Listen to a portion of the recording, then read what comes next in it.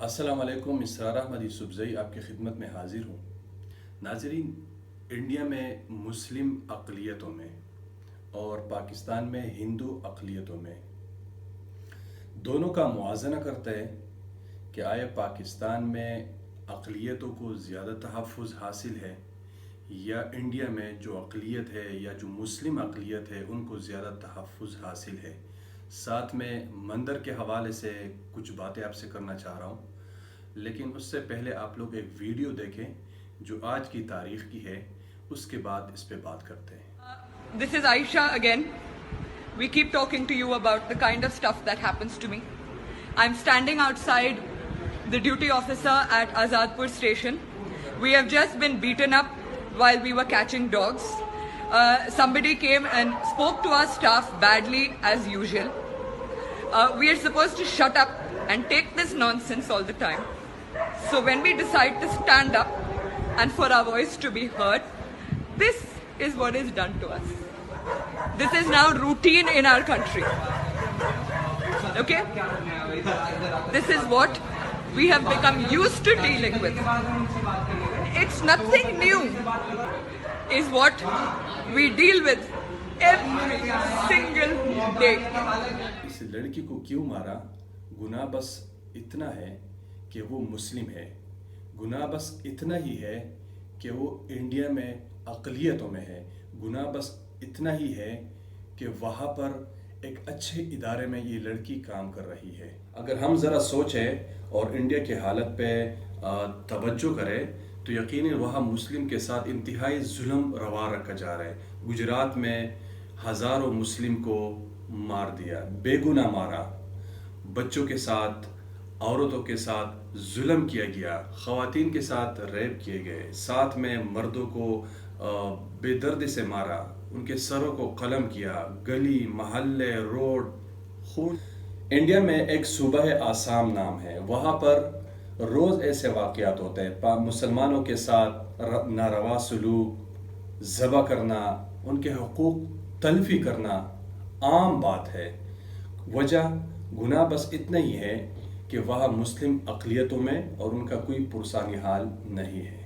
صدیوں سے قال اللہ قال الرسول کی صداؤں سے بلند بابری مسجد کو کس طرح بے دردی سے شہید کیا گیا، وہ بھی حکومت کے سپورٹ کے ساتھ۔ ہندو آتے دن داڑے اس پہ حملہ کرتے، شہید کرتے، ساتھ میں مسلمانوں کو ذبح کرتے، آج تک اس کا کچھ ہوا کیوں؟ اس لیے اس کے بعد کافی عرصے تک اس کا کیس چلتا رہا اور گزشتہ چند مہینوں پہلے وہ کیس بزور بازو ہندو کے حق میں چلا گیا۔ کوئی پوچھنے والے ہے گناہ کیا ہے؟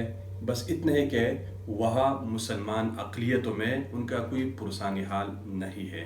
ریسنٹلی دہلی کے واقعات دیکھے کہ کس طرح آر اے ایس کے غنڈوں نے ایک جتھے کی صورت میں، گروپ کی صورت میں مسلمانوں کے گھروں پہ حملہ کیا۔